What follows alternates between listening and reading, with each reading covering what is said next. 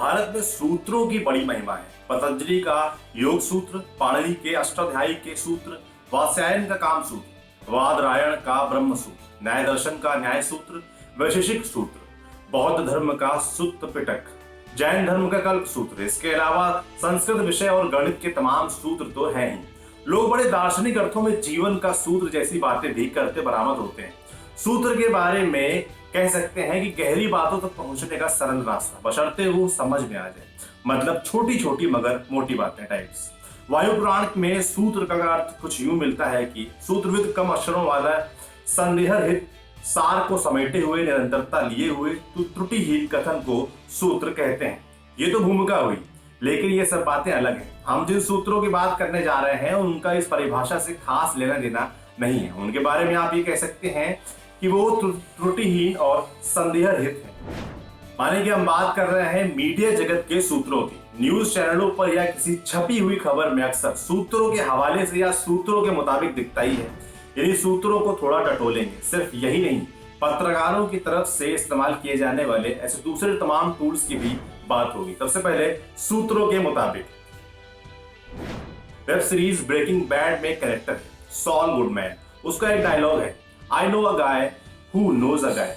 सूत्रों का खेल यही है। कई बार खबरें अंदर से आती हैं, जैसे किसी संस्था ऑफिस की खबर है, तब सूत्र अंदर का ही कोई व्यक्ति, अफसर या कर्मचारी हो सकता है जो जर्नलिस्ट को सूचना देता है।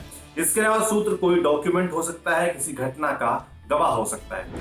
सूत्र किसी खास बीट को कवर करने वाले रिपोर्टर के बहुत काम आते हैं। मसलन कोई रिपोर्टर किसी राजनीतिक पार्टी को कवर करता है, ऐसे में पार्टी के अंदर तक उसकी पहचान होती जाती है, वहीं से उसे खबर भी पता चल जाती है। इन्वेस्टिगेटिव जर्नलिज्म में भी सूत्र काम आते हैं। तब इन्वेस्टिगेटिव जर्नलिस्ट की जिम्मेदारी होती है कि वो अपने सूत्रों का खुलासा ना करे।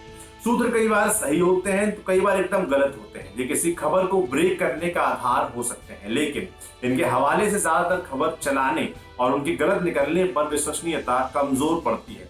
इसलिए जर्नलिस्ट का काम सूत्र की बात को भी क्रॉस चेक करना होता है। कुछ बातें ऑफ द रिकॉर्ड भी होती हैं, लेकिन नॉर्मल एथिक्स है कि जर्नलिस्ट ऑफ द रिकॉर्ड बातों का जिक्र अपनी रिपोर्ट या स्टोरी में ना करे। कई संस्थाओं में इसके खिलाफ पॉलिसी भी होती है। अब आते हैं कथित तौर पर वाली बातों। और जब कोई बात आम तौर पर दूसरी की तरफ से कही जाती है, तब जर्नलिस्ट उसे अपनी तरफ से सीधे ना बोलकर कथित तौर पर का इस्तेमाल करता है। इसका मतलब कि हम नहीं बोल रहे, बल्कि ऐसा कहा जा रहा है या ऐसा आरोप लगाया जा रहा है। किसी घटना पर शक हो तो भी उसके आगे कथित इस्तेमाल होता है। जैसे अभी राजस्थान की सियासी उठापटक में कथित तौर पर नेताओं की कई ऑडियो टेप सामने आए। इन्हें कथित टेप क्यों लिखा? क्योंकि इन्हें पत्रकार अपनी तरफ से नेताओं का टेप नहीं बता रहा है। जो लोग एक दूसरे पर आरोप प्रत्यारोप कर रहे हैं वो ये कह रहे हैं कि फला नेता का टेप है। जर्नलिस्ट का काम वो सूचना को देना है जो घटित हो रही है। अगर कोई बात जांच का विषय है तो उस पर अपनी तरफ से जजमेंट देने में बचा जाता है।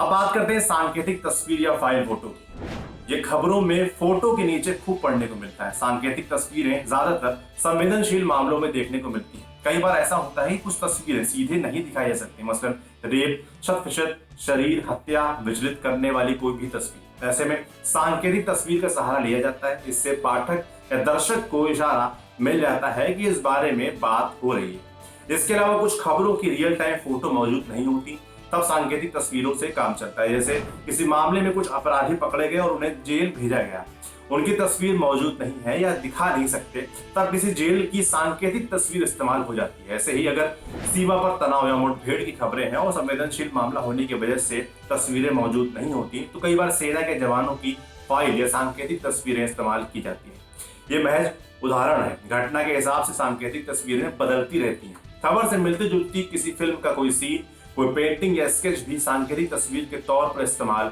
हो सकता है। ऐसे अगर किसी शख्स या घटना के बारे में बार बार खबरें होती हों तो उनकी पुरानी तस्वीरें भी बार बार इस्तेमाल होती हैं, तब फाइल फोटो काम आती है। मतलब पुरानी तस्वीरों को घुमाते जाते हैं।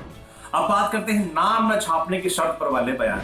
ये कई बार स्टोरीज में पढ़ने को मिलता है। जब किसी स्टोरी में वर्जन लेने के लिए किसी पत्रकार को किसी से बात करनी होती है तो जरूरी नहीं कि वो हमेशा अपना नाम बताना चाहे। इसकी तमाम वजहें होती हैं, नौकरी से लेकर सुरक्षा और प्राइवेसी तक। ऐसे में किसी का वर्जन लेने के बाद उसकी सहमति अगर हो तो नाम इस्तेमाल होता है। अगर वो सहमति नहीं देता तो ये लिख दिया जाता है कि नाम न छापने की शर्त पर फला शख्स ने ये बात बताई। अब आई क्वेश्चन मार्क या एक्सक्लेमेटरी मार्क की। इनका इस्तेमाल ज्यादातर हेडिंग में होता है। क्वेश्चन मार्क लगाकर बताया जाता है कि खबर पुख्ता नहीं है, या इसके जरिए कोई सवाल भी छोड़ दिया जाता है, मतलब कोई खबर उठानी तो है पर इसकी सत्यता के बारे में ठीक ठाक अभी मालूम नहीं है। ऐसी स्थिति में क्वेश्चन मार्क लगा देते हैं। पाठकों से कहते हैं कि भाई हमें भी शक है, हम भी बता नहीं रहे, पूछ ही रहे हैं। हालांकि कई बार क्वेश्चन मार्क का इस्तेमाल इसके एकदम वास्तविक अर्थ में भी होता है। सवाल खड़े करना पत्रकारों का धर्म है, सो इसका इस्तेमाल सवाल पूछने में तो होता ही है। अब देखते हैं एक्सक्लेमेटरी मार्क यानी विस्मयादिबोधक चिन्ह का इस्तेमाल। पाठकों का ध्यान हैरत में डालने वाली किसी बात की ओर खींचना हो तो हेडिंग के अंत में एक्सक्लेमेशन साइन लगाते हैं। ये तो हुई सामान्य जानकारी। इसका एक और इस्तेमाल है, यानी खबर थोड़ी अपुष्ट हो, मतलब थोड़ी पक्की थोड़ी कच्ची सी, कुछ गॉसिप नुमा, ऐसे में भी एक्सक्लेमेटरी मार्क लगाकर अपना झंझट खत्म कर लेते हैं। भाई हमें तो पहले ही शक था, हमें भी आपकी ही तरह अचरज हो रहा था, खबर बतानी थी तो बता दी। आपको ये जानकारी कैसे लगी हमें कमेंट बॉक्स में लिखकर जरूर बताएं। आपके लिए स्टोरी लिखी थी हमारे साथी निशान ने। देखते रहिए दी लर्न टॉक। शुक्रिया।